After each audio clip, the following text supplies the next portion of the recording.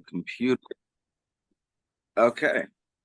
All right. Okay. So I got a little thing to start off and then we'll get into it. All So right. I'm here with none other than Devyn Emmanuel Smith himself. You might know him as his stage name, Me Oh Myriorama, or even one of his former ones, such as Coinlocker Kid. The man has been a pioneer in the underground music scene for over a decade now, and his contributions to music, especially experimental hip hop, have yet to be seen. Mark my words, though, in 10, maybe 20 years, we'll be saying tons of albums have heavy CLK influence. Recently, Devyn has undergone a metamorphosis, allowing the CLK world to come to an end and embarking on a new journey as Me Oh. This started with a few features on his own albums, just under his new name, and then manifested in 9 SoundCloud tracks, which, if you haven't heard, are definitely worth checking out. Fiberglass specifically is one of my favorites. From there, he branched out into visual media, posting some of the best edited meta videos I've seen on YouTube yet. He did daily tarot readings for a time. He posted a music video for his first official single, Gotcha, and then he posted 2 incredible live performances.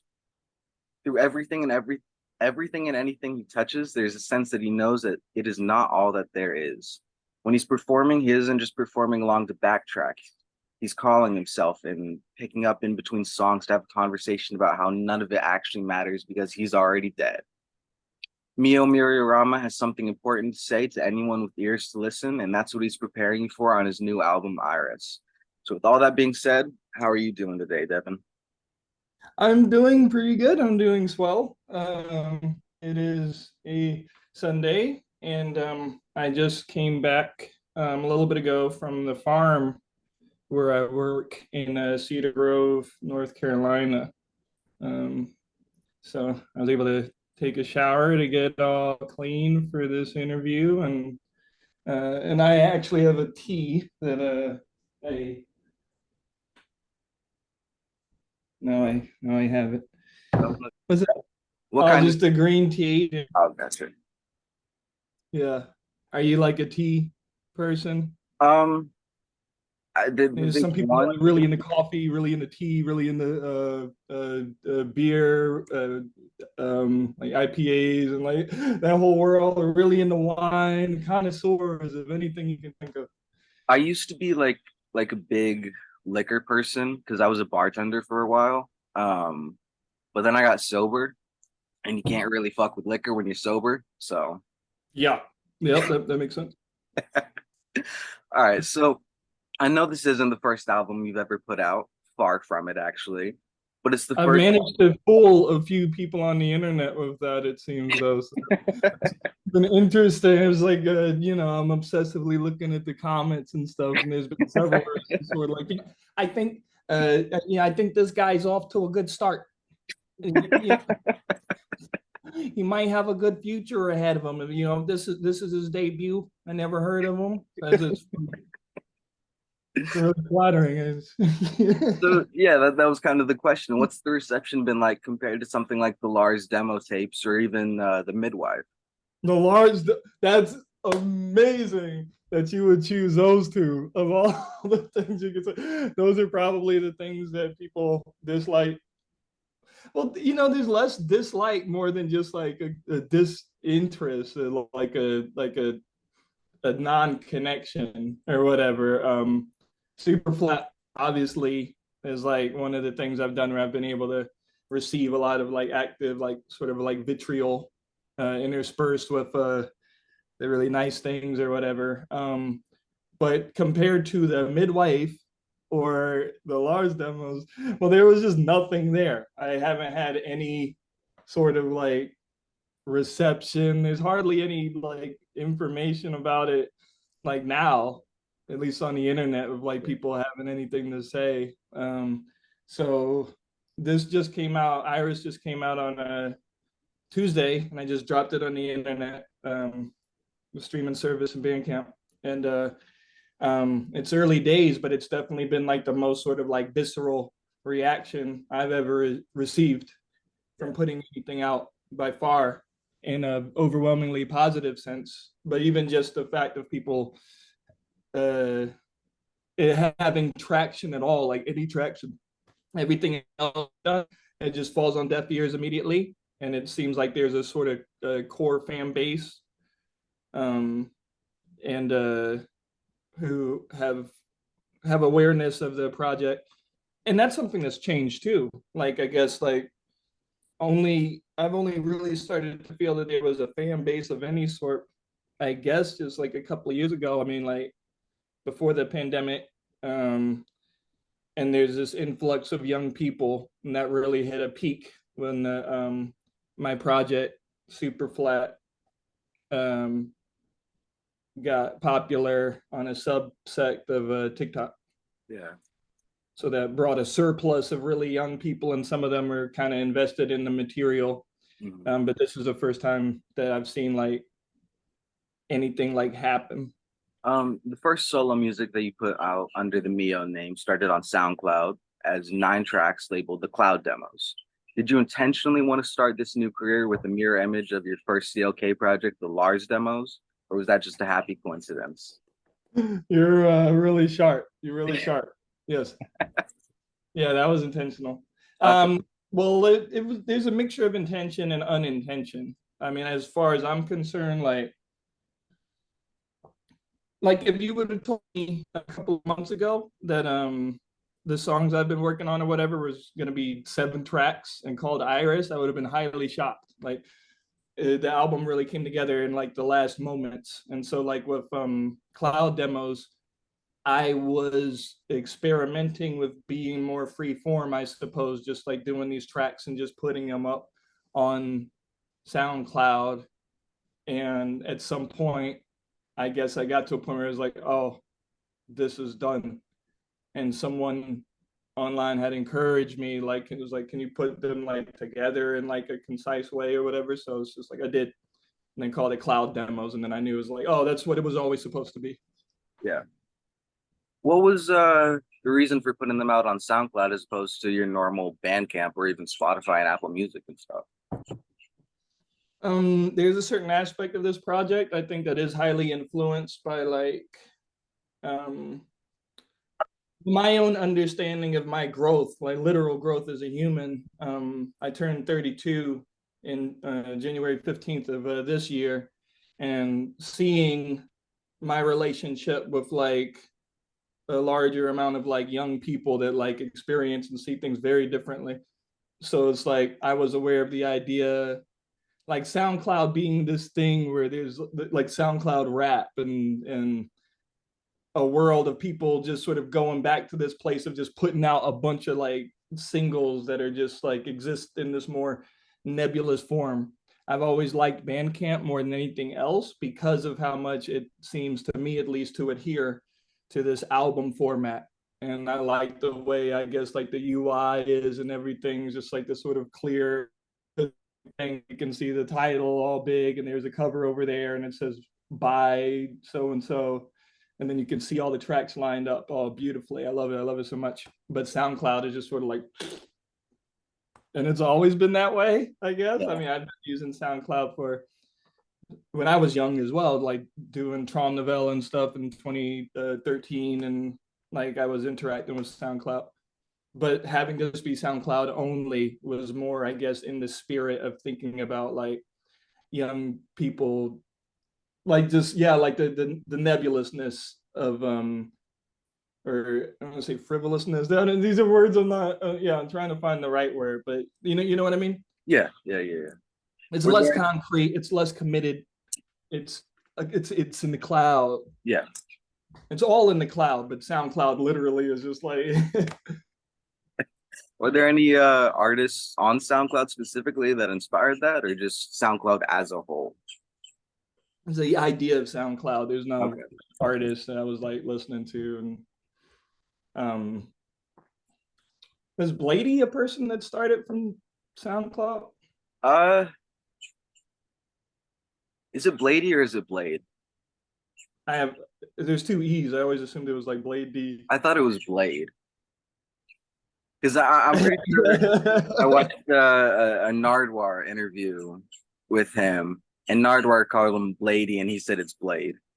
Canada, and we can't forget Blady. Blady. Yeah. Is that how you say it, Blady? I said blade But you can say Blady too.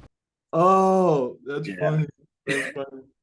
I don't know. So yeah, I mean that's the thing too. And like I was saying, at a certain point, and this is like within the last few years, there have been more people interacting with me than ever before about my music. And these are like young people, as I keep saying, like influences that are completely and utterly different from any that I've ever been in or care about or anything. I just don't know. And so like that in itself was a major part of the inspiration, thinking about the idea of CLK as existing in like this other world, something that was really important, really personal, and then something that like was just like the death of an entire ecosystem that gives birth to something that's sort of modern. I almost felt myself like there's this abstract version of me that was sort of like unformed, like Coin Locker Kid, like all this sort of fetal imagery that's inside that whole world. And this is like the sound of that thing sort of crashing into the modern, into the present tense. Yeah. CLK was always antiquated on purpose, always sounded that way, always have had this archaic, cryptic vibe to it.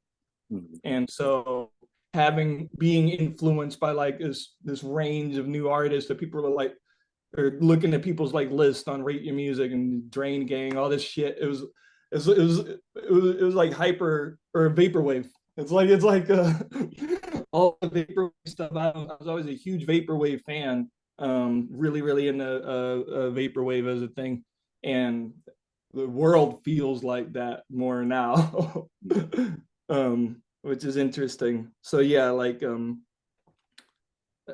yeah, that was all really SoundCloud. So the first track that you put out on SoundCloud, Turning Blue, a beautiful art pop song that I've always taken as almost an apology from Me Oh to CLK. There's a line in the last Coin Locker Kid album, SM, that goes, amazingly well, I slip out of my head, stepping over a body as dead as the nail sticking out the door, I'm hovering over the floor. And that imagery is what I think of when Turning Blue plays. You standing over your dead body, saddened that it had to go this way, but knowing that it's for the best. Is that anywhere in line with your intentions for the song, or am I totally off? You were totally on, but it's interesting, I guess, on a more personal level, which I'm inviting to a large degree. A lot of that's quite specifically connected to my real life experience of my mother passed away due to an overdose, and so like that's what that is, you know. But it is me though, like it's all of it is connected very much. So like that specific imagery is related to like me, you know, still processing those events. And then obviously I mean, you know, that's something I probably go into it more some other time. But yeah, you know, a lot of CLK is very much about that, and climaxes in that space a lot, where it's just sort of like at the center of it is a story about me trying to process and contemplate my mother's passing. Ultimately, I see that as representative of a larger metaphor that has to do with the universality of that experience. Like that's what life is, and especially in a time, I think, like right now, where a lot of people, I think especially in our culture, are presented with this feeling of a time out of joint inside of a very increasingly chaotic landscape.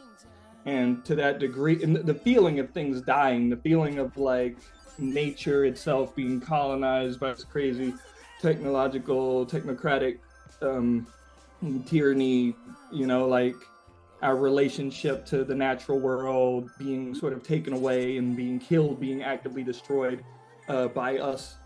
And so I'd like to see all of that as just kind of like a master metaphor that goes like up and down, back and forth. And so very much the idea of like me standing over my own body is very much present in this whole album, Iris, as well as the cloud demo songs. And I think that works very, very well. I love it. So I won't go over every single SoundCloud track, but they are all phenomenal. I'll leave a link in the bio of the YouTube channel or whatever the fuck, so that people can listen to them. But I want to touch on New to Me because this track originally acted as the first single for the album. You posted it on Spotify and Apple Music and all that before you took it off. There's a few noticeable changes and probably more unnoticeable changes between SoundCloud track and the album version. But besides those, what was the reason for you taking down the track? Just begun. It wasn't prepared. It wasn't ready. Like I said, this is it's an intuitive process. It's creating itself. I mean, and in a lot of ways, I see myself more as like an antenna or a vessel through which something else is expressing and presenting itself. So that was, it's like with radio and things like that. You have the antenna, you have the radio, but it's hollow, like bamboo. There's nothing inside of it, and it's receiving the transmission. Now you can manipulate the transmission and stuff like that, but you're not the source. It's not the source. So New to Me, the original one, was definitely me sort of tinkering with the controls too much. Yeah. And jumping the gun for something. I was like, no, this isn't it. It's not ready. It's not prepared. Gotcha. When you were first promoting the project, you described it as, and I quote, a multimedia art project narrative about God, simulation, the apocalypse, sensuality, Lilith, weird sparks from power lines, gender, anime, superheroes, and some other stuff. End quotes. I'm going to try to highlight a lot of those, but for the time being, I want to touch on gender and sensuality. Okay. Or maybe more specifically, gender and sexuality. Okay. As it's always been, oh fuck, I just got kicked out. Okay, there we go. I feel like it's always been a part of your projects, you know, especially I think like Hailstorm and Maelstrom. There's a lot of shit about gender, sensuality, sexuality. But it seems to be becoming more pronounced as you continue to create. So when writing lines about letting go of a dead name on New to Me, or numerous lines on Southbound about being entered and filled, do you think about how accessible you're making your work for queer people, or is that just pure self-expression? Both, yeah. It's not lost on me. Like, obviously the choice of saying dead name and all that stuff. Yeah, I mean, I'm highly aware of how the material lends itself to an understanding of that experience. It's not like I would identify as heteronormative, as that is my experience, but it's not like something I relate to. It's not my spiritual experience, that's for sure. It's just a word that's kind of like a label on that it describes a very limited overview of like how one might choose to live their life. I identify very much with limitation, the limitation that comes with, you incarnate in a very specific body that has all these arbitrary rules and ideas pinned to it because of the presence of a bunch of other bodies, and some of which have control or seem to have control in history and religion. So there's like the extreme limitation of the body when it's contrasted with the mind, which is just this thing which is sort of, it just goes on and on and on and on. You can like come up and imagine anything you want. And in that sense, it's sort of like, that's the place where I conceive myself as having a deep fundamental connection with everybody, with everything. There's just this inherent oneness or whatever. So like at one moment, this is my expression, but I also, like, all I have to do is close my eyes, tune into the source, as I was saying, tune into the signal, and then I'm sharing experiences with other people and other things. And in that sense, I feel like, I admire the bravery of modern people right now that are going through that experience and taking that on themselves and stuff like that. Anyone who does identify as queer and everything like that. And so yeah, in that sense, I hope that, you know, those are points of connection, but it's not like the main, you know, the main bread and butter or whatever, like to specifically make a statement about this thing. It's a part of the tapestry. Yeah, yeah.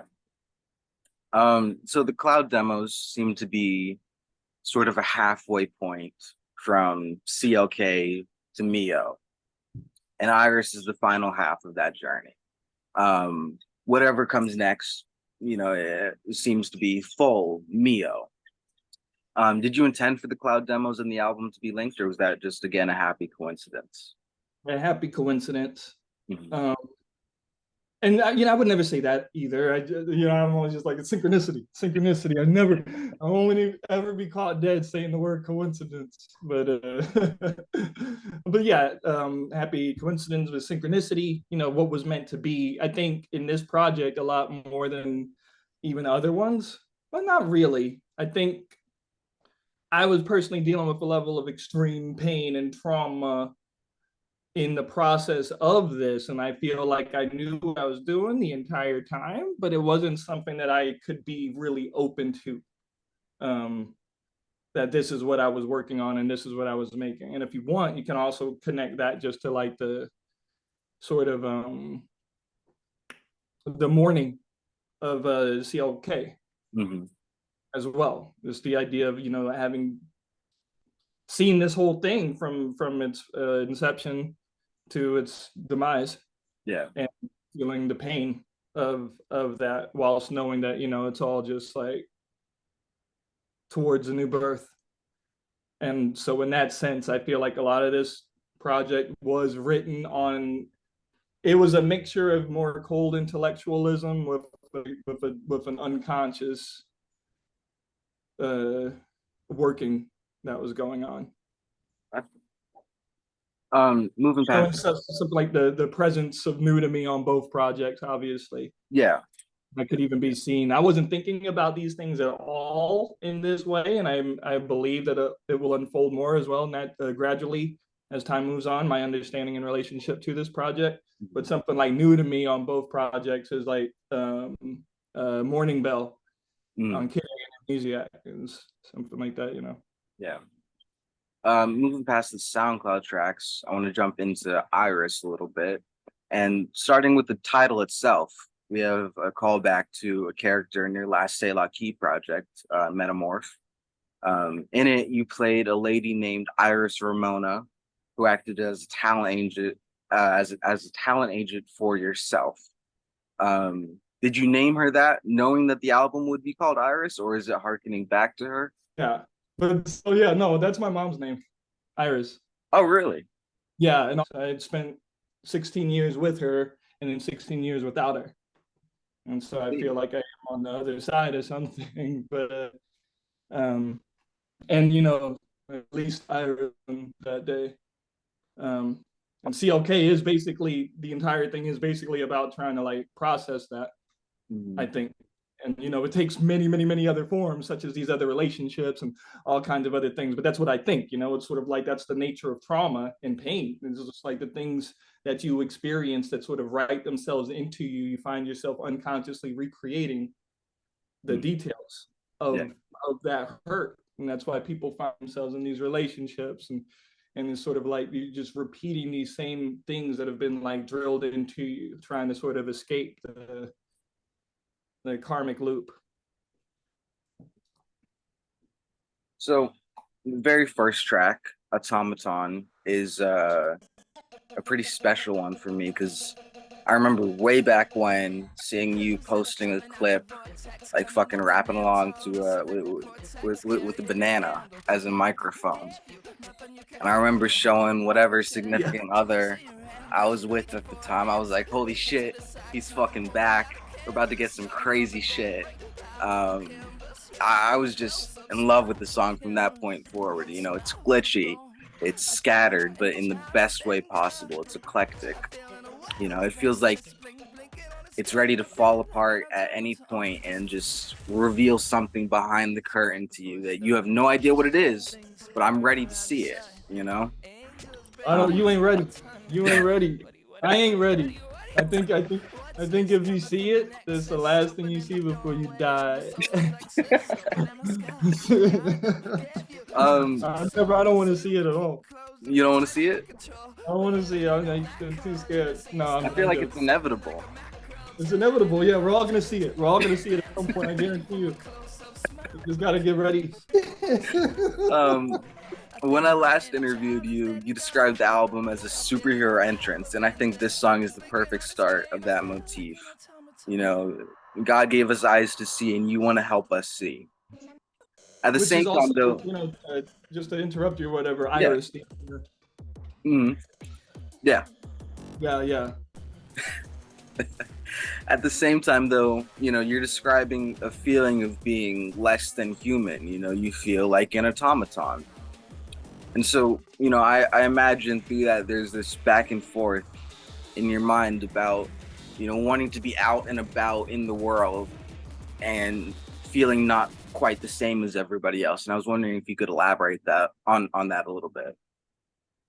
Oh, I think that's everybody's experience, right? It's like you're not the same as everybody else. For whatever reason, what feels like infinity, and what I'm told at the very least, is billions of people on the planet. For whatever reason, I'm the only one that I can't see my head.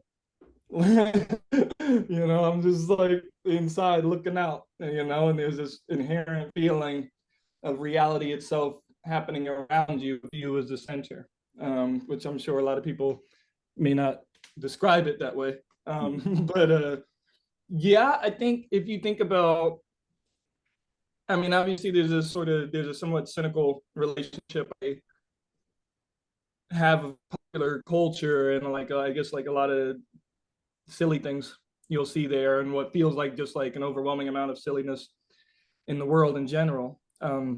But at the very least, you can, if you look at the flip side of that image, it's about being deeply, profoundly alienated from others as well, possibly as a result of like sort of a retreat into this technological apparatus and this technological phantasmagoria.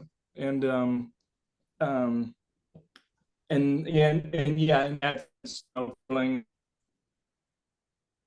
So in one sense, it's describing like someone that may be alive in a world of like NPD seems to be becoming a way more popular term these days. And then the flip side is that the narrator himself is an individual that is that, so it's like you're realizing your puppet-like nature. It's sort of like you're starting the record off as Pinocchio, and you're gradually kind of like having an awareness of like the emptiness and the nothingness. So I think all that can apply, hopefully. It should be a superhero thing, though. It's always about somebody that's trying to like march towards life, and discover oneself. And if you do that, you're a hero. Do you feel like your time as CLK left you feeling more or less connected to the world?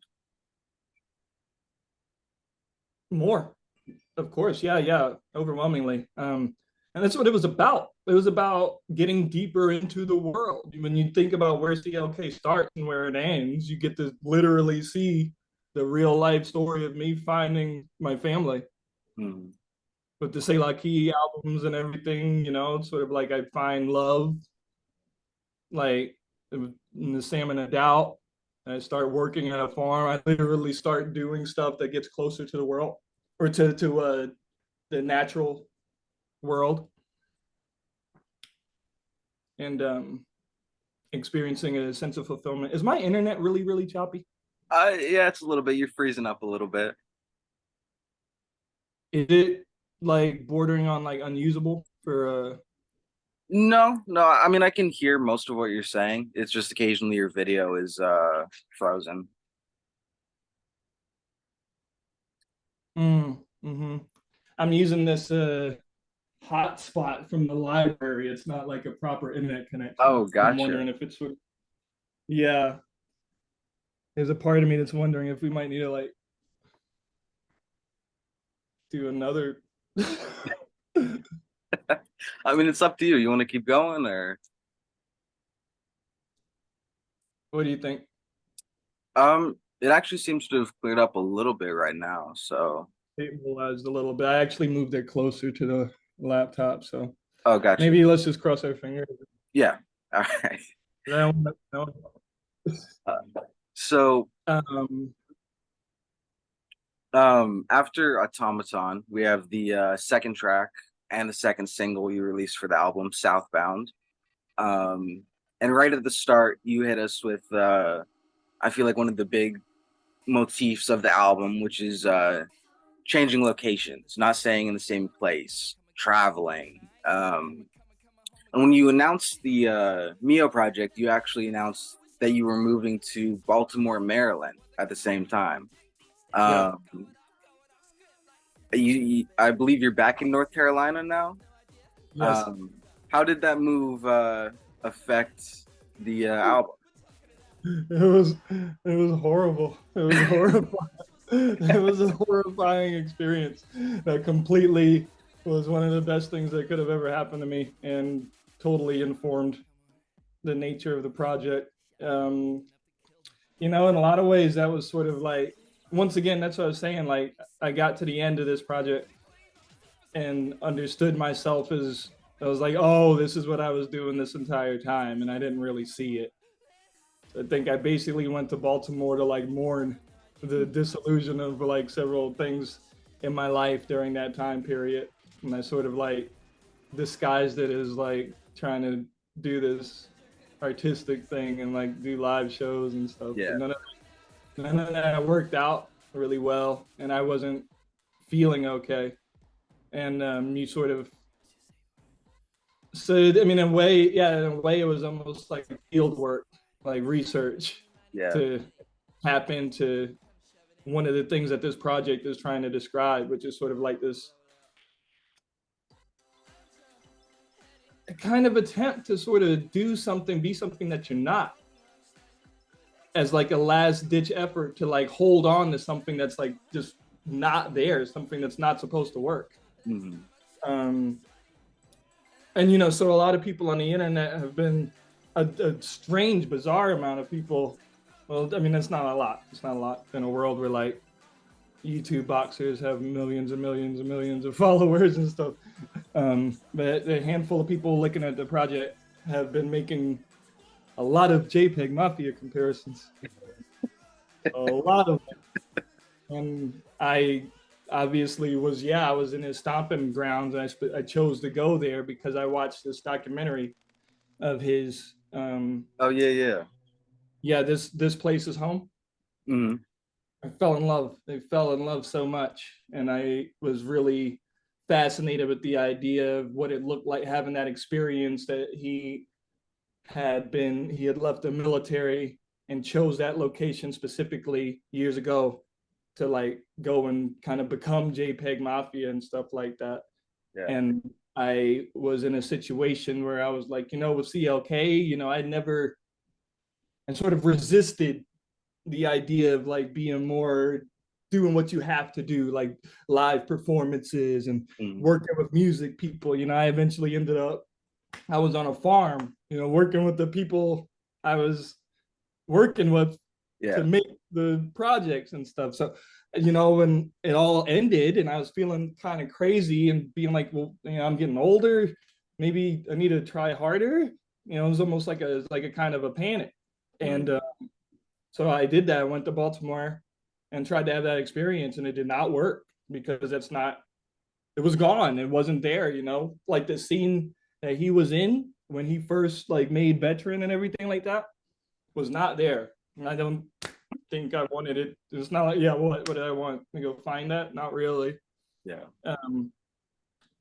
And I was able to channel that experience though into this project for sure. And JPEGMAFIA is another example of something where like at some point all these people were messaging me being like, you got to listen to JPEGMAFIA, you got to listen. And I had never listened to him at all before, like the entire CLK project. I listened to him for the first time like the year before last. Yeah. It really and I don't think I was ready or open to listen to him before. I don't think I would have been very receptive of it in a positive way at all, like for most of my life whatsoever. Yeah. But something had happened where I was open to that experience, and it really sort of blew my mind, and it was really inspirational. And yeah, that's where I ended up moving to Baltimore. You actually saw him live, didn't you? I did. How was that? I don't really like live shows too much. Oh, really? No, I don't like the experience of being sort of like stuck inside of a big crowd, and yeah, I feel like I'm losing myself. I think that's precisely the thing that attracts many people with that experience. You sort of like dissolve into this transcendent thing that's much bigger than you. Yeah.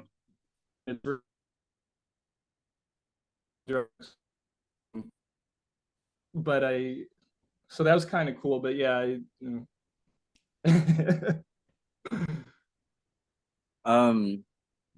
So Southbound also, introduces again one of the most important, or at least I think the most important themes of the album, near the end, where you just start yelling out for whoever the intended audience is to tell you what they want.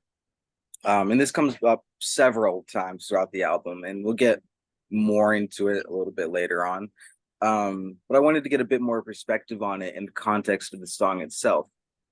And to me, Southbound seems to be exactly what you're describing right now, trying to change locations, change people, change places, change equipment, whatever, to escape this feeling that you're not doing the right thing, and if you switch it up, maybe you can find purpose.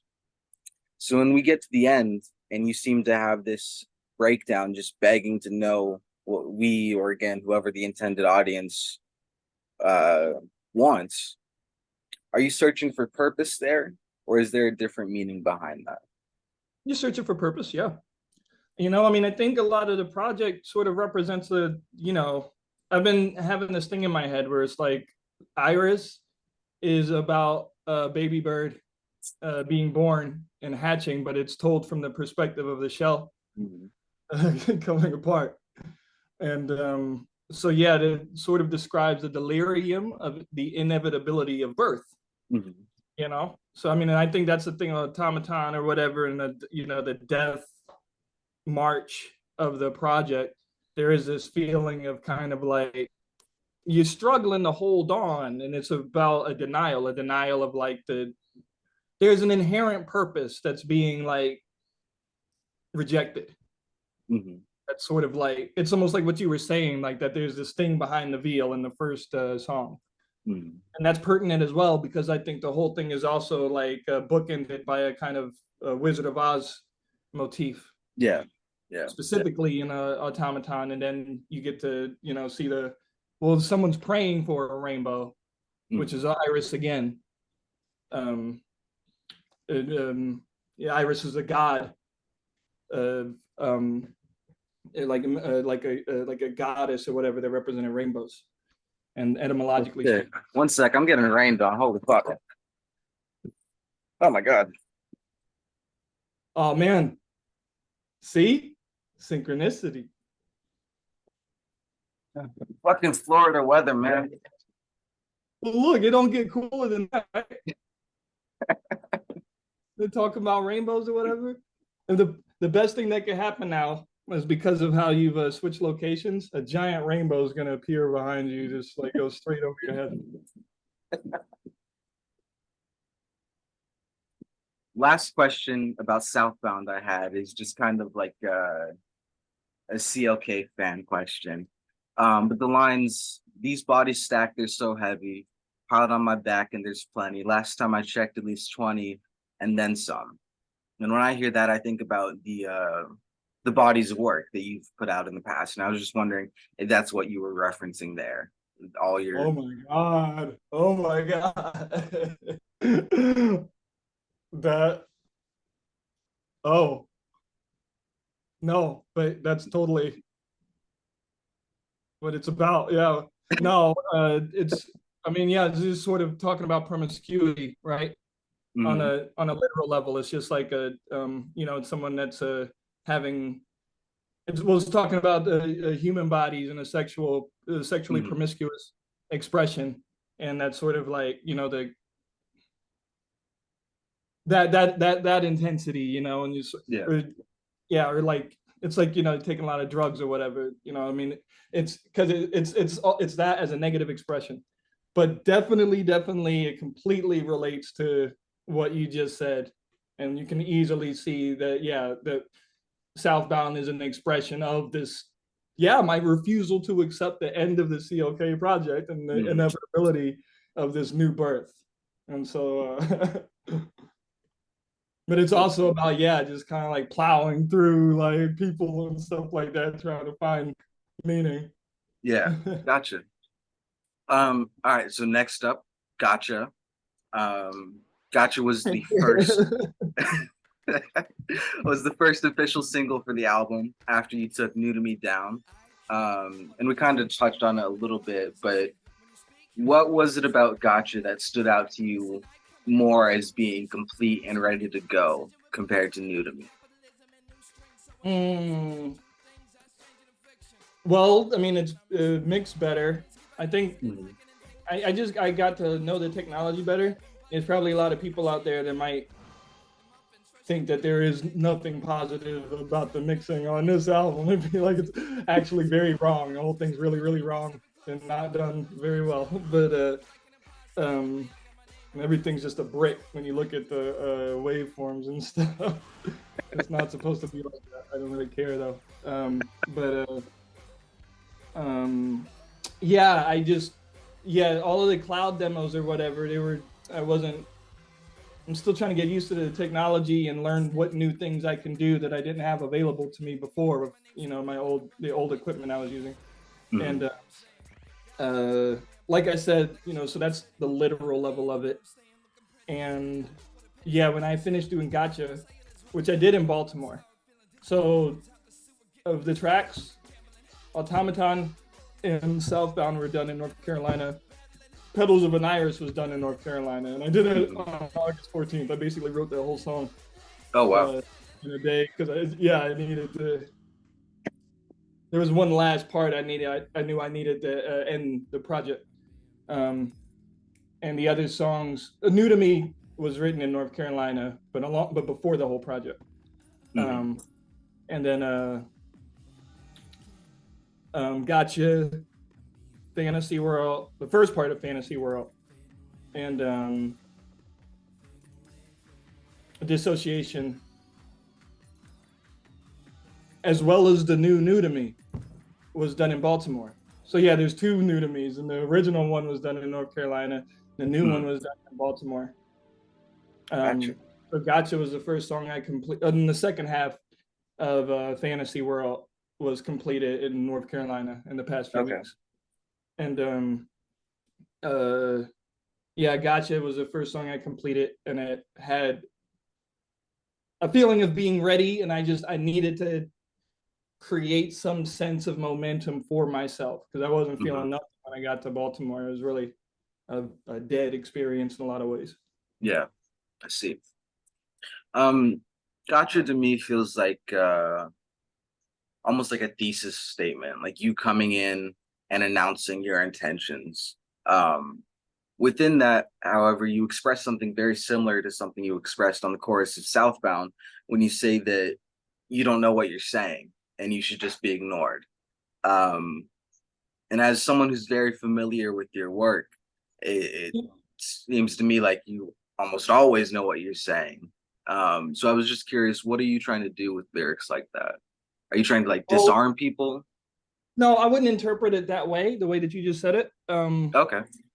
Um, with a song like that, that's the song I think in the project where there's the most grandstanding that happens in like any other place. Like I'm literally attempting to sort of sound like the type of guy that somebody might want to hear. You know, I'm doing a Yeah. rap, whatever, and all that shit. And like, but it's sort of the second verse says, I come like a stain.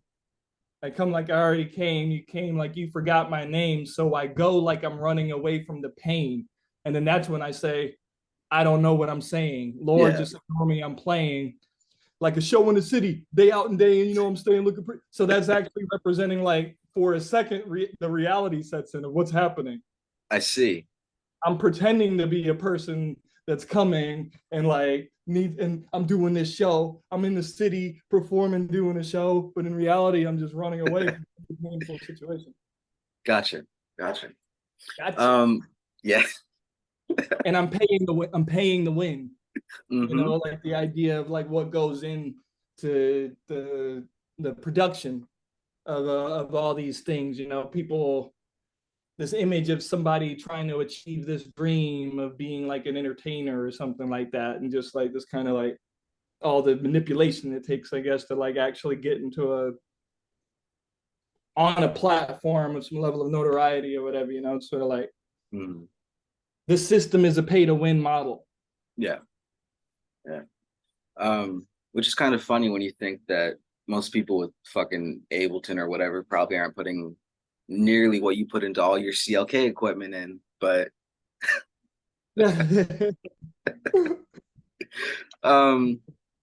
later on in the song you talk about Nephilim, Seraphim, and back on Automaton you mention angels, and you know throughout all of this there's still references to your mother. And there's birds on Southbound too. And there are birds on Southbound. So you gotta remember whatever, because yeah, the relationship between like the idea of the expression of like demonic entities as these beings with wings and feathers, and the connection of birds and stuff like that. So okay, so I guess my question is, you know, these are symbols that were referenced at least, you know, a couple times in CLK works. So can fans who are familiar with those works expect them to mean totally different things? Are you using them in different ways in these projects? Or is it somewhere in line with, you know, what we might have heard on Trom Novell or something? yeah, I mean, Mio is fundamentally connected to the CLK world. I mean, it's like, yeah, like it's this phoenix or whatever that's rising from the ashes of that thing. And I think like the entities that sort of like surround like the material theater of the narrative are, you know, still there operating, pulling the strings. Gotcha. The mysterious cast of ephemeral mythological beings. When you that's another thing too, where like the veil of the project slips. It's sort of like because it that's one of the things that it's about, like sort of like trying to immerse oneself inside of a world of falsity. That's the veil is basically like sort of ripping off of the entire time. Yeah. And so like I think I wanted to like show these little cracks and stuff like that that ultimately sort of like burst later on in the album. When you end the song, you repeat a refrain of "Uh-oh, I'm being bad again." And the tracking part seems to be your admission of all the things that you see around you that are just fucked up. So is it the very nature of pointing out these things that is bad to you? I know you went into this a little bit in the live show, talking about homework and stuff. Oh yeah, my madman rant. No, is trying to hide and trying to run from that instead of confronting it. Okay. So you know, it's like I'm sitting there, and you know, it's not bad. Whatever, I'm bad, good. I'm not trying to make too critical judgment calls on the way that we live our lives. But yeah, I mean, that is a song that's essentially celebrating distraction and celebrating an egoic distraction. Yeah. So after Gotcha, we have Fantasy World, which I feel like is one of the standout tracks in an album of standout tracks. And it's the middle. It's got to It be. is the middle. Everything leads there, and everything heads out. Yeah. We start off with like a fast moving, almost cartoony beat that pairs perfectly with your rapping, but by the end of the track, we're thrust into, what feels like could be an Animal Collective song if Animal Collective made an album about the ocean or something. And just with the very first lyric, I just want to ask, are you a fan of the band Flotsam and Jetsam? I've never heard of them, no. Okay. I didn't know if that was just a happy coincidence or if you were into thrash metal. Oh, okay. That sounds pretty cool. I'm not super into, like, I don't know any metal artists like by name or anything like that, but like I get really, really, really excited about certain aspects of metal, as you can see on the project. Yeah. No, it's literally just like, actual Flotsam and Jetsam. Yeah, gotcha. You said a couple days ago that this track encapsulates one of the major sub-themes of Iris, which is collapsing empires. You bring us into this, fast-moving, hyper-capitalist world where everything seems almost too wild to be true. It's a fantasy world. It's fucking crazy. And you tie it in with fabled places like Atlantis, Lemuria, and even non-fictional ancient Rome. Do you think that America has truly become sensational enough to be grouped in with fantastical locations like that? And if so, do you think we're destined for a collapse, just like places like that? Mm-hmm. Yeah, definitely. I mean, it's happening. And that's what we're experiencing. The idea of like putting it in the same ballpark with like, these other, like going from the mythical to the ancient, as far as I'm concerned, has to do with the same thing of like, as you emanate deeper and deeper into the form, you lose so much on your way down. So that's all that is. The idea, as time moves on, your empire is going to be quicker. It's going to be duller. It's going to be even sillier. It's going to move faster. It's going to be more sensational, and it's going to die quicker and fierier. And so I think, like, like if the species collectively continues on this path, then and there is another empire, more empires or whatever, it's probably going to be and silly. Goofier technology. So when you intentionally throw all these kinds of wild, zany production choices out there, like making it feel outlandish, is that, your attempt to capture a bit of the reality of what you feel is going on? Yeah. I mean, like, these are sounds and experiences that I love as well. I'm a part. This is our world. This is what we're experiencing, and like I think the cartoon aesthetic. Well, I got really, really into Sophie as well, so that's really important to remember. Like like a lot of the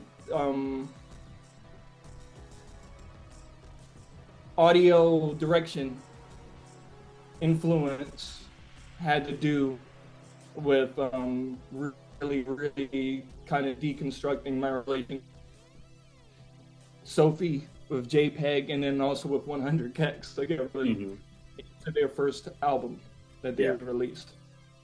And so obviously, you could go back to CLK, Corpus, and stuff like that, and like my relationship with cartoons and stuff.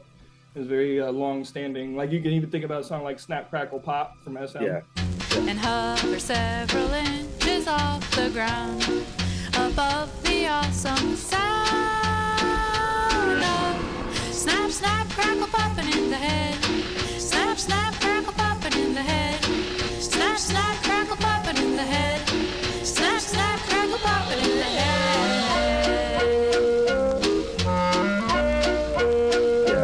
Yeah. In terms of like animation and stuff. Yeah, so this project, yeah, it needs to like give you that feeling, the hyper pop, hyperactive. Well, and Vaporwave was like that as well. Just this idea of like, although Vaporwave, its reputation on a feeling level is it's all slow and like weird in that way. It's sort of strange. Like hyper pop is all different. But I think it's coming from the same place, and accelerationism as a concept. And this idea that like the world itself feels to be moving faster and faster and faster, and the music itself is also reflecting that in all of its comic, parodic glory. And so yeah, I feel like I'm rambling a little bit too much. No, you're good. You're good. We'll actually jump into the very first fan question I have. At the end of Fantasy World, you end it with a sample of Beau is Afraid. And one of our future listeners wanted to know what was the narrative choice of adding in that sample to the song. Beau is Afraid is my favorite movie, and it had such a radical impact on me and my life and what I was doing. And obviously we understand the movie came out in the past few months, but like it had such a radical impact on like me and the choices I was making that I just had to put that out there, make it a part. I needed that for my own self. I needed it to be a part of this project, and it wouldn't be complete without some kind of like direct call to that film. And so there's the scene itself, obviously, and you can break that down. But yeah, Beau is Afraid is a film that describes a lot of things that I related very, very deeply to, and for better or worse, and almost like a cautionary tale. It felt like a celebration of many of my actual life experiences, and also a message to, to live your life as opposed to letting it happen to you.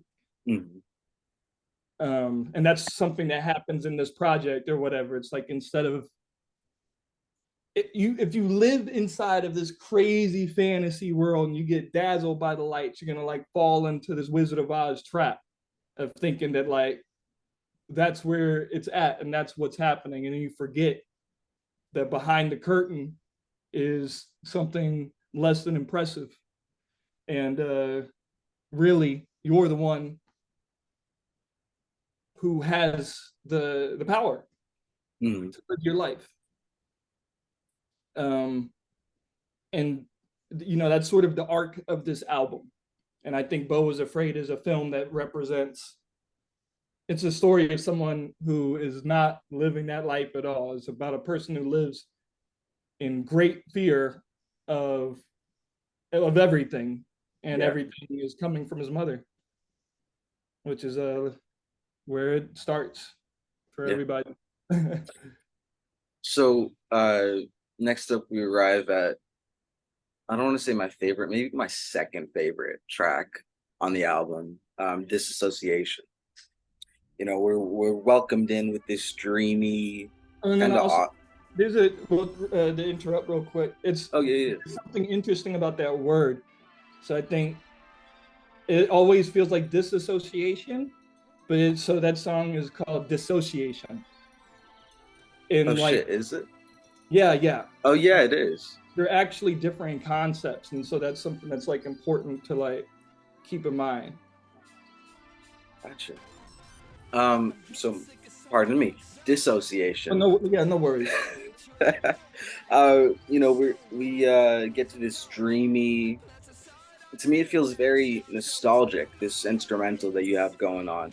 Um, you know, I get thrown back to being a kid watching fucking cartoons on Boomerang on Saturday morning or whatever.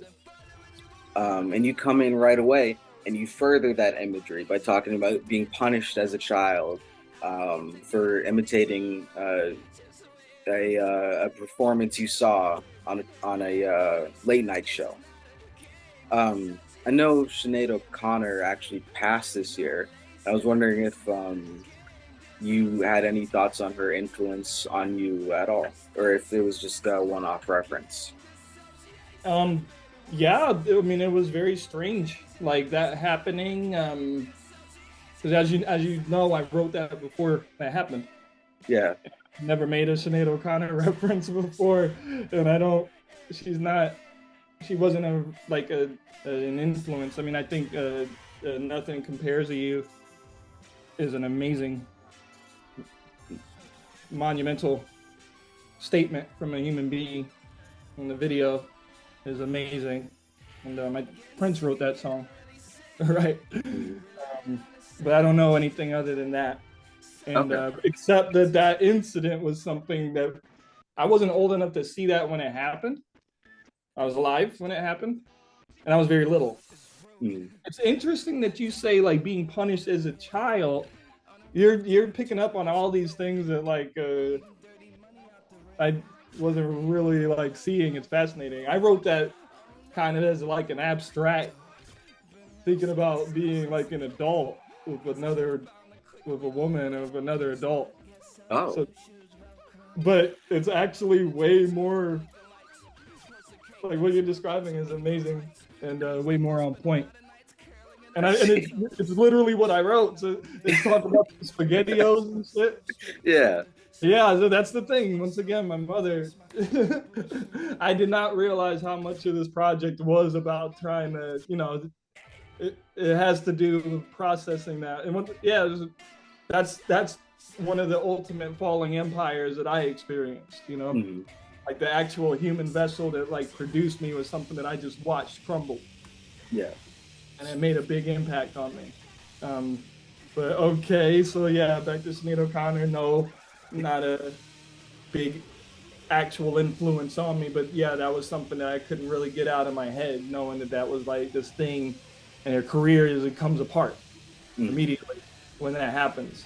Yeah. Only, and then we know, like, I mean, she wasn't wrong. Yeah. Yeah. So, well, I guess the way I took the first verse, it seems to be about you and your mother, the good and the bad, until you reference her passing, a body as dead as a dog, Wow. or as limp as a dead dog.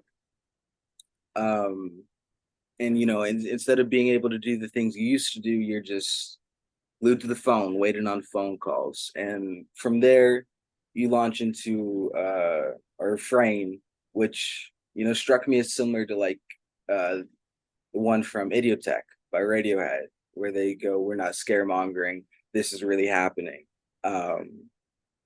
Was I guess this is kind of an obvious question, but And it reminds you of that because of the juxtaposition between like, I'm not here, this isn't happening, to this is really happening.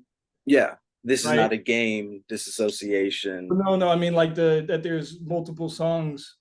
There's How to Disappear completely. Oh, yep. Tom York saying, "I'm not here, this isn't happening," and then on Idiotech saying, "This is really happening." Yeah. And then on the next song on this project, I say, "It's all just a game." Yeah. It's that back and forth trying to figure it out. Yeah. Well, and then acceptance, which is interesting because it's actually the opposite expression of the K.A. thing. Which, I mean, like that's my favorite album. I try to have other favorite albums sometimes, like The Glow Part 2 or something, but K.A. always comes back. It's just like, that's the one I always keep going back to. So that's actually interesting because that's the same expression. Like this isn't happening. This is happening. this is not a game. It's all a game. So there's sort of a revelation inside of this project that is almost the opposite. Mhm. And the fantasy world too. You're living in a fantasy world from In Limbo. Yeah, but the fantasy world is just America as we know it. So Right. it's this very real and material fantasy world. Yeah. Made It's of it's a fantasy world. It's an amusement park. Yeah. It's a sugary drink that wants to kill you in an amusement park that's imprisoning its denizens. Yeah. So this disconnect that you're describing, this dissociation, would you say the major kind of catalyst for that would be your relationship with your mother, or would there be something else that sort of started this separation between you and what is actually happening? Yeah, sometime a long time ago, there was nothing, and then all of a sudden there was like and then all the little pieces started to come together, and then there was like little like fish, and I'm trying to make a joke about primordial soup. I'm sorry, not very funny. Yeah, sure. I mean, like blaming being like that's the foundation point of like all the pain and all everything. I mean, that's one of the things that this is about. Like she came from pain and somebody else came from something, and it just, and ultimately I think it's all, it's all one thing. The idea of like bloodlines and the idea that like your DNA and the stuff that's inside of you is stuff that's been here forever, and we're stardust and all these sorts of things. So these, like, to a certain extent, Devyn and my pain and my experiences, it's just like it's a symbol, it's a dream like smokescreen of one story, just one big experience, and I'm just one expression of it, one symbol. Yeah. So in that way, I mean, these experiences are serious for me, but it's also not. It's kind of like a dream, and none of it exists. When somebody dies, they're not here. They don't exist. They don't exist. There's transformed into some completely other form and some other expression. And the past is this nebulous thing that's not here, that you can't go into the past like you can walk into a room. There's just this one, and you can't walk into the future that way either. And in that sense, none of it's actually very real. To think that this is not a game is an expression of somebody that really wants it to not be a game, because I don't want to have to let go of something that's gone. Yeah. Even though you could see, it doesn't sound like it was very good. I'm following, sucking toes, walking around on all fours. It doesn't sound like a very healthy relationship. Sounds like a toxic relationship. Yeah, just a little bit. Just a little bit. Just a little bit, but yeah, but so somebody can't really let go. Mm-hmm.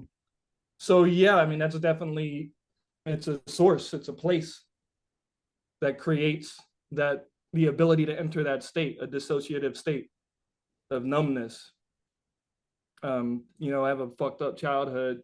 That's what's gonna happen. But why does one have a fucked up childhood? One lives in a fucked up neighborhood. Why does one live in a fucked up neighborhood? One lives in a fucked up city, and so on and so forth, and we keep spiraling around the drain of this collective damage that we do to ourselves and our Earth Mother and our universe.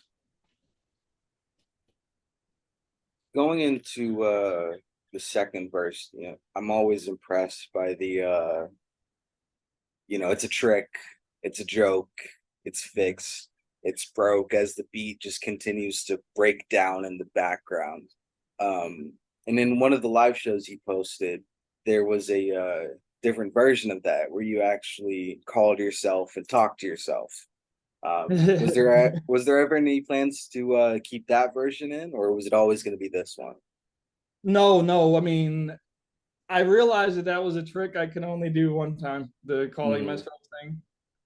And in part, that even came from a story that I had read about JPEGMAFIA trying to do a show and Oh, really? actually had somebody call them up. Yeah, yeah. So that was the part that was in my mind. And this idea of like, trying to elevate the perform. I mean, that was definitely a song that got its origins in me attempting to sort of write something that I could perform. And I had never done that before, ever. Mhm. So this was the first time.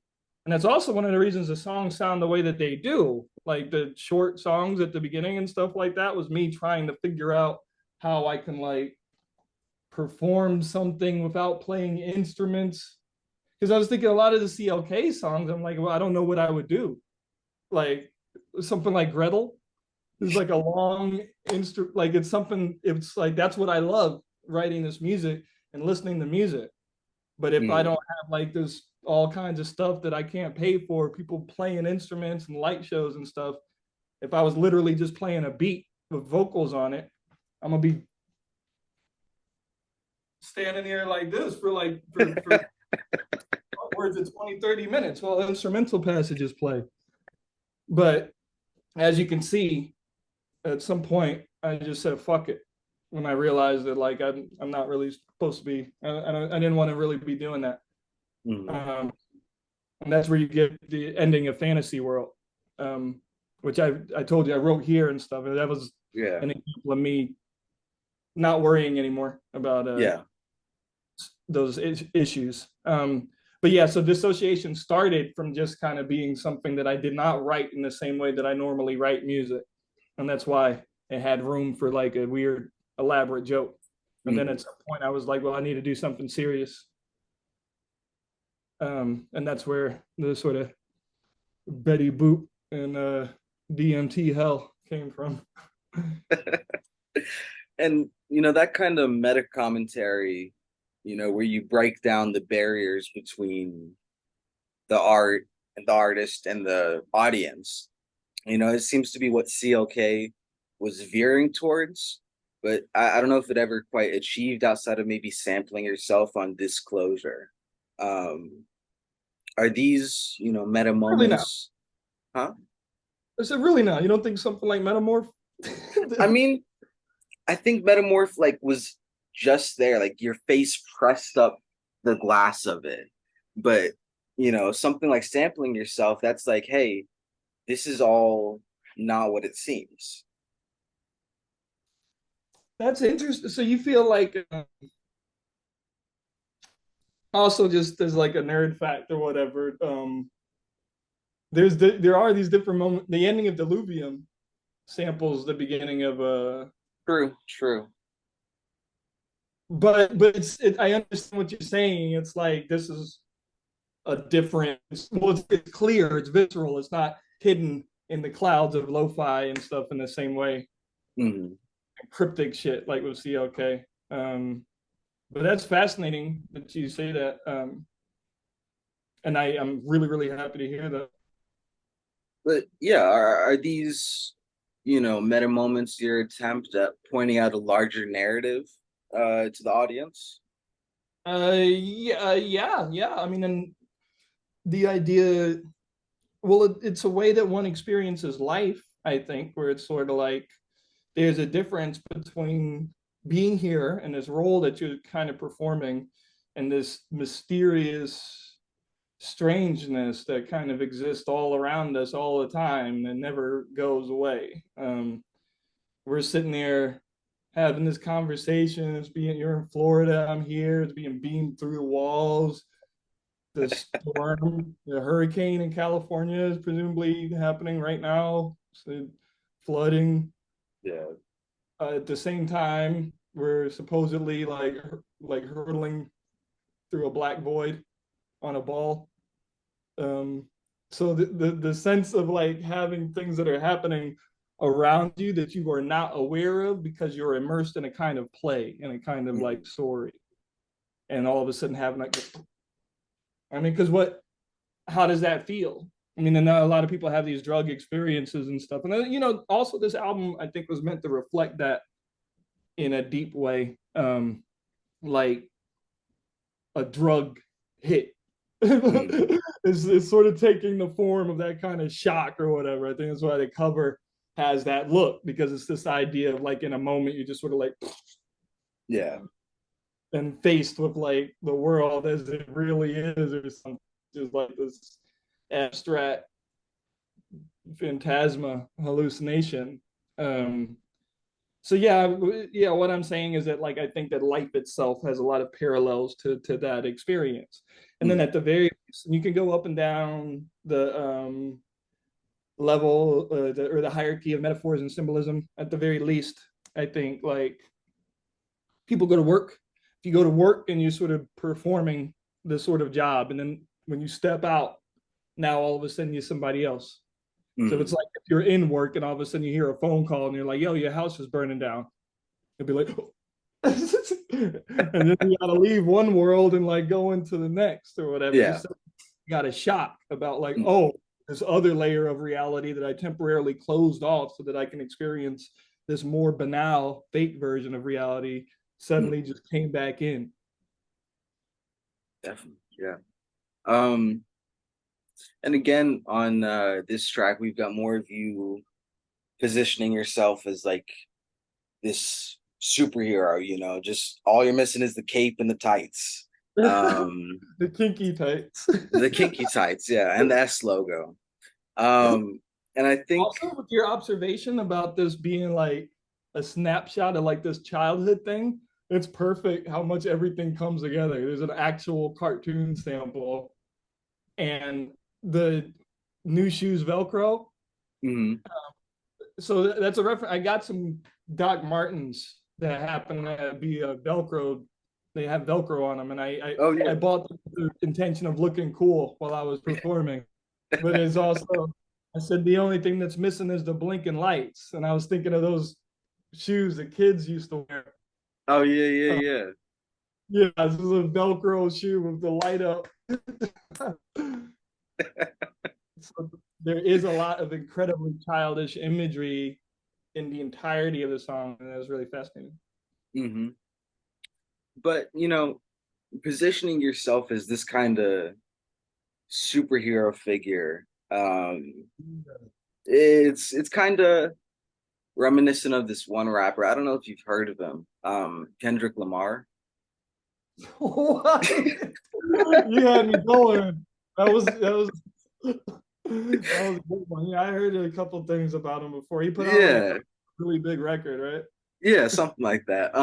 You know, throughout his character arc, he tried his best to be the savior for a certain type of people, but found that no matter what he could do, he could only change himself.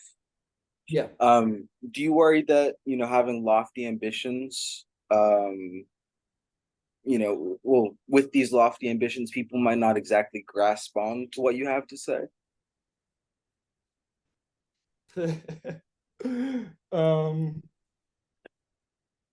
No. If I was worried about that, then I wouldn't be doing what I'm doing or how I'm doing it. You know, as of right now, in a lot of people's minds, it's probably going to be this way for a while, and it just will be this way for a lot of people or whatever. I'm just this black dude that made a rap record. Yeah. I mean, you know, that's what it's going to be. And then other people will be able to have access to some of these other things if that's the frequency that, you know, they're operating on. And hopefully there'll be a lot of people that may want to be on a certain frequency, and a project like this might be something that helps them get to that place. Yeah.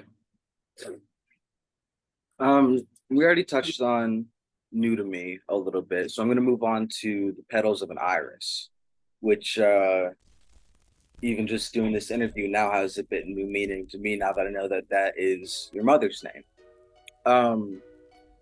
But, you know, right away in the track, you bring us back to the question that's been asked a couple of times, you know, is this what you want? So, and you do it in a very direct way. So just in a very direct way, what do you want this project to be for people? I want it to be DMT for people that do not have access to or want to experience doing DMT. Yeah. That's a joke. I'd like it to be something that feels radical and awe-inspiring, and for the ability to have those experiences to be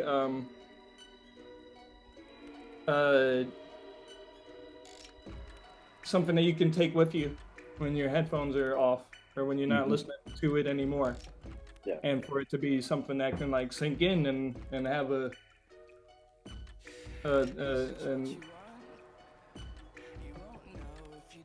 altering effect on one's perception, you know, and using the tools of like the now and the language of the modern, you know, in a way that hopefully people can relate to, maybe in ways that I wasn't able to do before. And that it all comes together to sort of like show you something pretty wild. Yeah. It fucks with you a little bit. You know, when I look at this track, I kind of see you talking to yourself, trying to figure out if you're on the right track, you know, if you're doing what you're supposed to be, even though you feel like you aren't doing what you're supposed to be, or even maybe what you want to be doing. And as you go on, you realize that it's much less about what you want and more about what you need. Is this sort of commentary on, you know, our society's constant need for media to consume rather than art to appreciate? And again, you know, you kind of putting yourself in this superhero position of not what people want, but what people need. That's pretty ballsy, yo.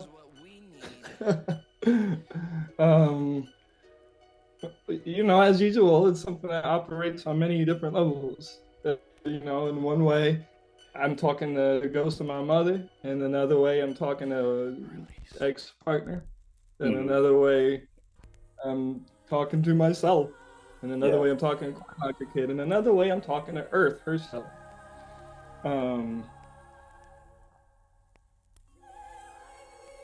society, you know, like you're holding on. It's Jacob's Ladder, you know, that sequence, the famous sequence from the film, the Adrian Lyne film, Jacob's Ladder, that they sampled for Rabbit in Your Headlights.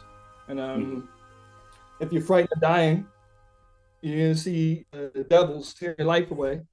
But when you've made peace, you'll see that the devils are really angels from Earth. And you need to have a release.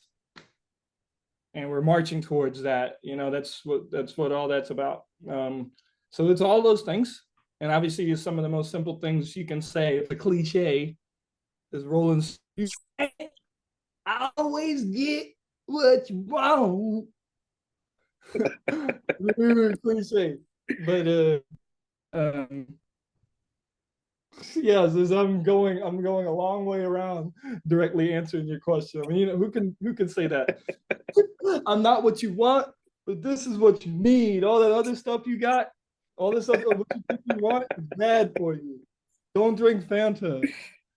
Don't drink Fanta. Drink ginger beer instead.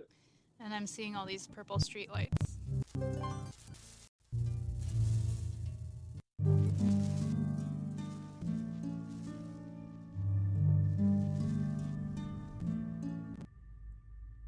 Before you pick me up, could you stop by the corner store and get the turquoise? I don't smoke menthol anymore. I hear there's fiberglass baked in with the formaldehyde. Oh, what a mess. I bleed inside. Before you pick me up, could you stop by the corner store and get the turquoise? I'm done with menthol. There's too much fiberglass and the formaldehyde. Full on gas, and now we slide into the byway, onto the highway, then on a bypass and on a boat glass, and muscle fibers splitting hairs. We can take spilling on a nylon sands and on a good day into the AR. Pick a cake and set off your sing. How to tell her what happened, tell her what happened, tell her what happened, tell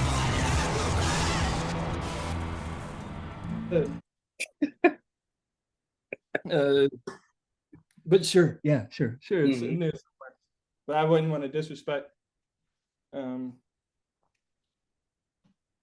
Yeah, the only thing you can do is you have to get right with yourself. Yeah. That's something that's the primary thing. And hopefully, you know, hopefully that's something that people want. Mhm. And you know, when you get to just about the end of the track, you know, the big buildup of your final declaration, I'll give you what you want. I mean, what you need, because it's what we all need. And then you say release. And you know, being familiar with your past work, I almost expected like a big, crazy fucking explosion to happen right there. But instead, it's just like a soft exhale and then this beautiful sample. Were you trying to subvert expectations with that, or? Yeah, I was also working in a crazy deadline. I hadn't given. I told myself I needed to put the record out on August 15th, and Yeah. and I hadn't had any of that stuff. So like there wasn't. I didn't give myself a lot of room to tinker around. And all this was done strategically, so I can do exactly what I needed to do, get straight to the point, without too many bells and whistles. It's also once again a page out of the Kid A handbook, the motion picture soundtrack. Yeah. But it's there in a way, but it happens once again on this meta level, or it's like for people not accustomed to what's going on there, the idea of the record like might be a little bit like shocking. And then also like the final sounds, you know, like the final record cuts. Mm-hmm.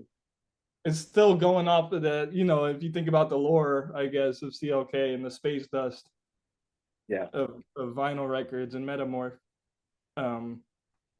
So, you know, in a way there's that happening. But yeah, the subversion, yeah. And a challenge to myself to do that for sure. Because I was thinking that all this like bombastic stuff was gonna happen, and then I realized I even thought the verse was gonna be way different and way more like intricate and all kinds of stuff. And now, there was a lot of different, you know, reoccurring themes or motifs on the album. You had, you know, you traveling, you had asking what people want, you had, you know, dead dogs showing up all across the project. Did you have any you know, favorite themes that you added to it, or themes that you don't feel like people are going to pick up on immediately? well, no one's picked up on anything immediately. I'm being serious. Like no one has said anything about anything, except a couple people have said that the lyrics are very basic and cringe. I saw that somewhere, and they gave some examples. And you know, that's not meant as like a diss or anything like that. I just that's not. I haven't seen that. I haven't seen anybody say anything about the themes. People are talking about the music and the performance, like in a super technical, dry way, and that's the first level of, I guess, you know, the understanding of it. I don't know, you know, like I wonder sometimes, but no, yeah, I mean, like, yeah, so it's right there. It's so cool, you know. You got all these different ideas and stuff, and we went pretty in depth with this whole conversation, so that's cool. I mean, yeah, the 7 tracks. Thinking about it as like a 7-day cycle or the week, or the 7 chakras, just like the mythical importance of the number 7 in like our culture and stuff like that is something that I think is worthy to think about if one understands the album itself as the Kundalini journey from the base of the spine through the crown. Yeah. So that might be something.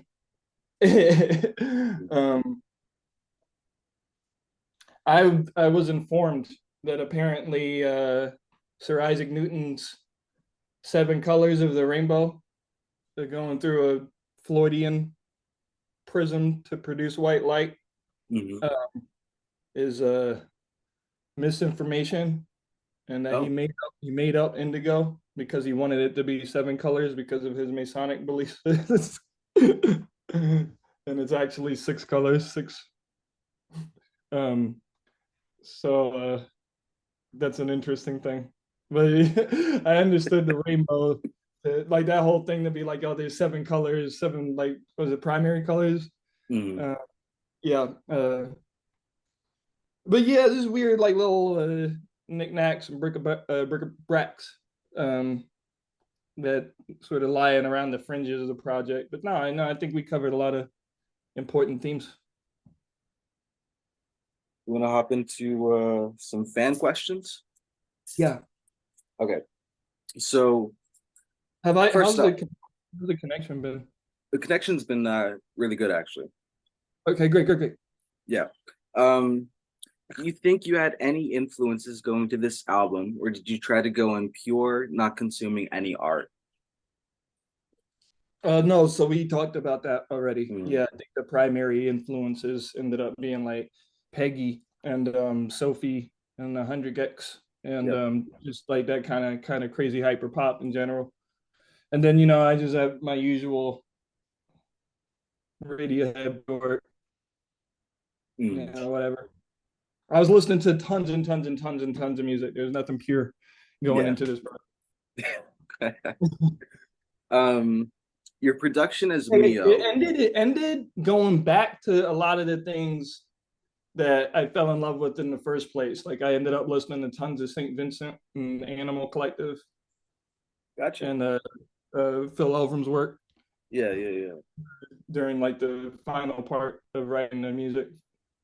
Next one is your production as Me Oh is significantly different and much more dense and a mile a minute compared to previous CLK pseudonyms. Is this an intentional change to not rinse and repeat? What in particular engendered this current sonic direction as compared to any other direction that you may have thought of? If you think of any other direction, lest of just being the default from feeling natural or right. Whoa. That started to get wild at the end.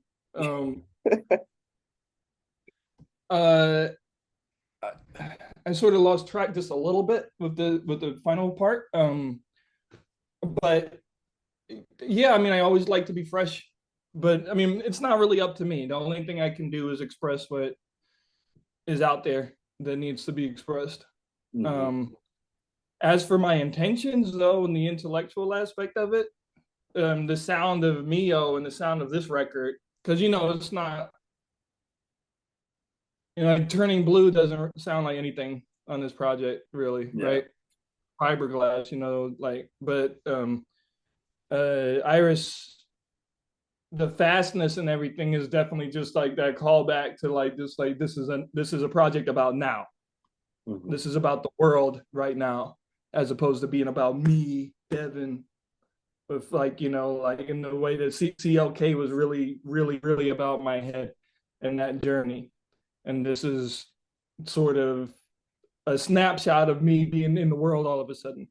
Yeah. And this is what the world looks like. It's crazy. It's melting. Yeah. What did the last part of the question say about being natural and stuff? What in particular engendered this current sonic direction as compared to any other direction that you may have thought of? Unless this was just the default, feeling natural or right kind of direction. Oh, yeah. All right. I think I covered that, right? Mm-hmm. Okay. Yeah. So next one, Your work has always been very intentional and committed to its vision.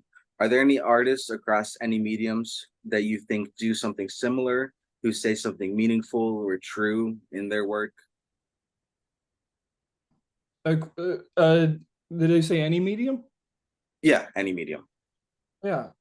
David Lynch is my favorite artist, period. He's like I guess my biggest artistic role model. Um, and that's an example of an artist that like is fearless with his presentation of his understanding of reality and um, what he needs to do, what he needs to express. Mhm. Like no compromises, except whenever there were compromises, and those are the experiences that he needed to have, and then he was able to move on. He's struggling to make Dune or something, Yeah, yeah. being able to move on from that, and yeah, just that's the first thing that comes to mind. um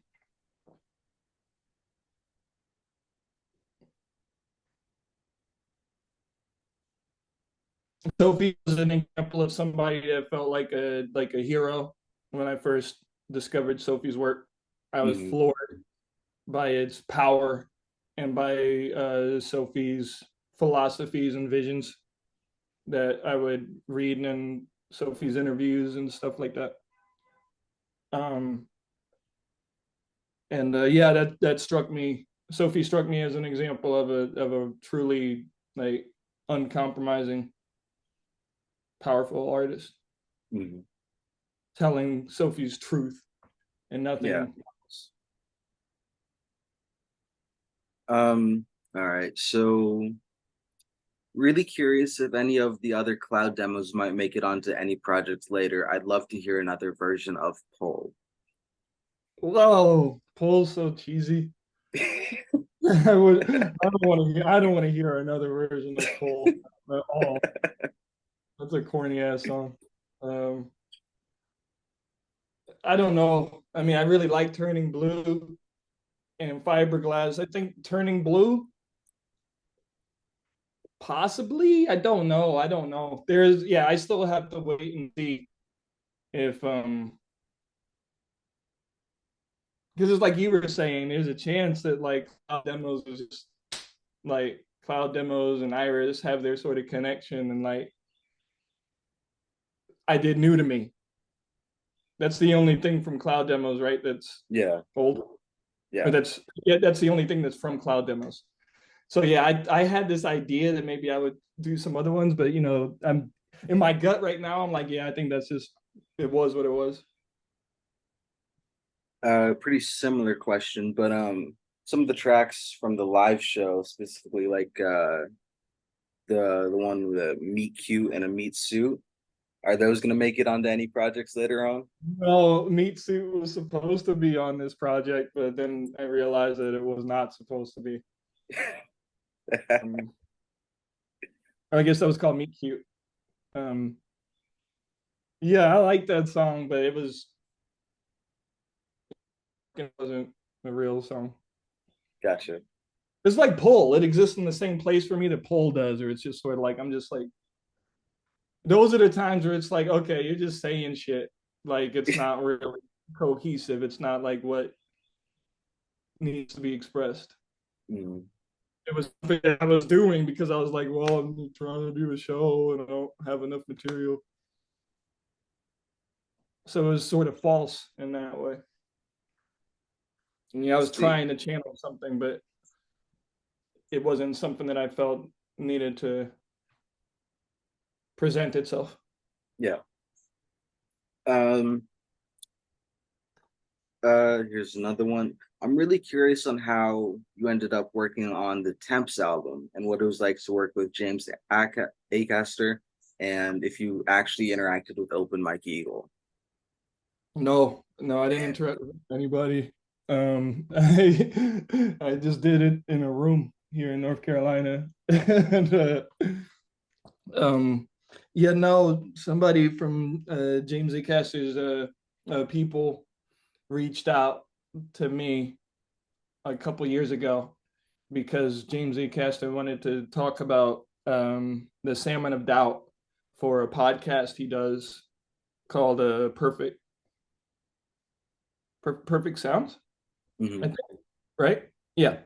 And which is all based around music from 2016, which he says is his favorite year of music. He says it's the best year for music ever. And because he had a personal experience in 2017 that he dealt with by going, or he had a breakdown, as he says, and he dealt with it by listening to a bunch of 2016 music. And I happened to put out 3 albums in 2016.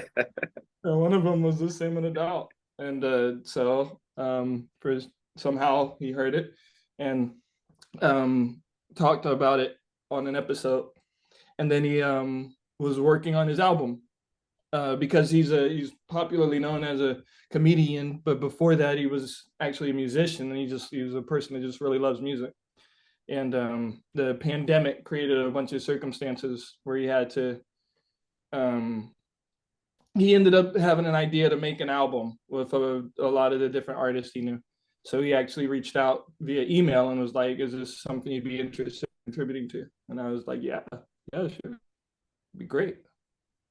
There's an EP that is going to come out actually for that project in the middle of September.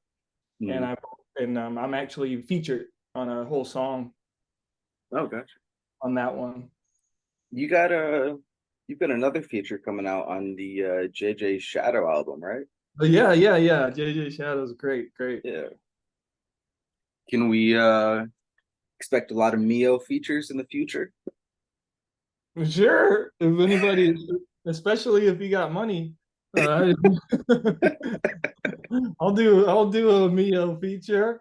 Yeah. Do you want a Me Oh feature? How much you got? Shit. Not much. Oh, no, you can't have a Me Oh feature. You can't have a Me Oh feature, not you. But yeah, I mean, if people reach out and that's something they like, it'd be cool to do that. It's fun. I enjoy doing that. Does it put you in like a different kind of headspace as compared to writing for your own work, or do you treat it as the same thing? Of course, definitely, because now I'm in service to someone else, so yeah, it's a beautiful experience. I want to understand how I can best serve whatever their project is, if it's something that interests me and if they want that. All right, final 3. I wonder if we will ever get any physical releases from the new Iris project, or maybe some re-releases from old CLK projects that never got on cassette. Probably, yeah. I don't have any current plans for anything at the moment, but if that happens, it'd be cool. I'm assuming that will happen down the line. I'm not sure what and how yet.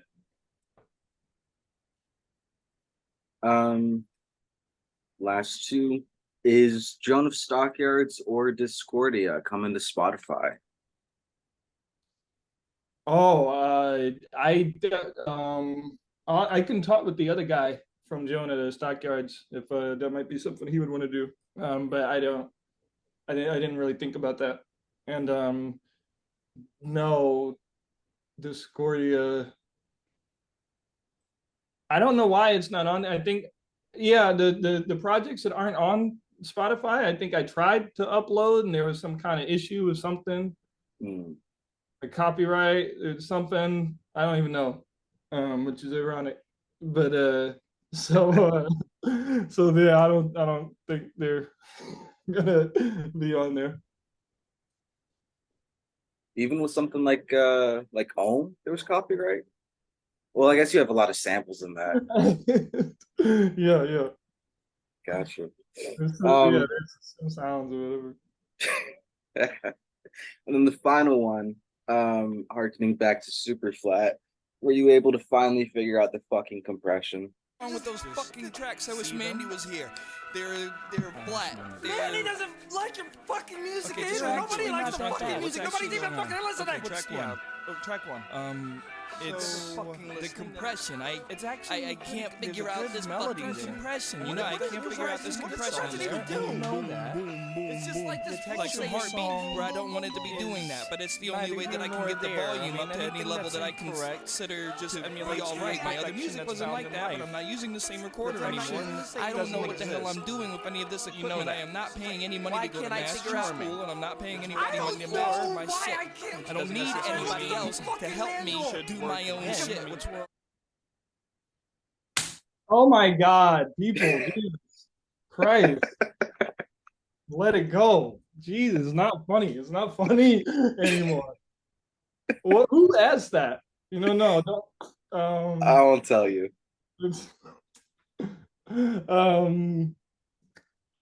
Be honest, no.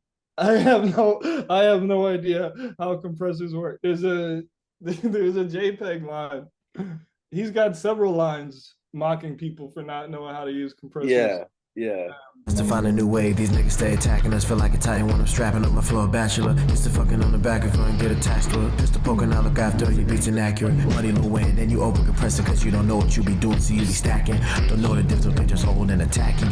But it's interesting too, because yeah, I mean, compressor, like as like a machine, like Phil Elverum, actually, one of the songs from his early tapes and demos, there's a song that's basically like, I don't know what compressors do.